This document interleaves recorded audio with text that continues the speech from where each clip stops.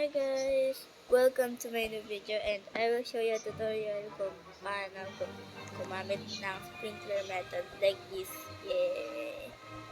Shout out nga pala sa nagturo sa akin. Shout out kay Frederick. Yes. Okay, first kailangan nyo ng basic sprinkler. Wait.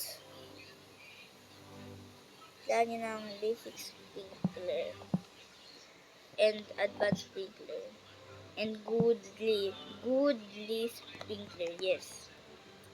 Walang master sprinkler kasi last one ko na kasi ginamit ko dito. So guys, gamitin nyo na lang tong.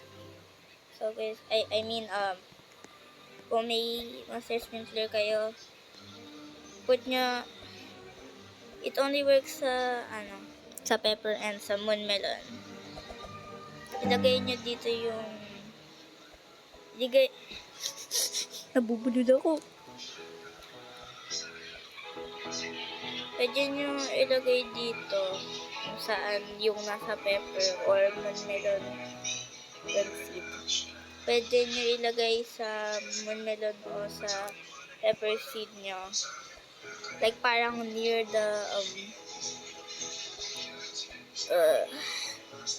yung pepper seed. Then dalawang basic sprinkler and advanced sprinkler and dalawang goodly sprinkler and isang master sprinkler. Magkakalapit lang sila guys. Yes.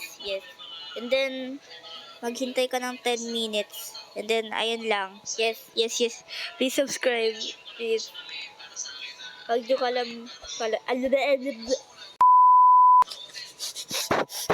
huwag nyo kalimutan mag-like and subscribe guys. Bye.